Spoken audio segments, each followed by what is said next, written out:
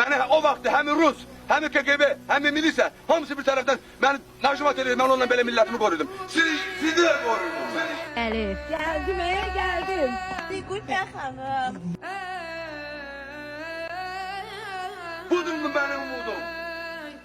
Bundan mı ötürü canımı korudum ben?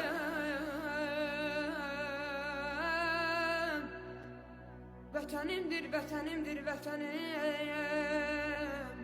Sizden ötürü mü korudum? Ben sizden ötürü mü elirdim? Mən insan olmaz.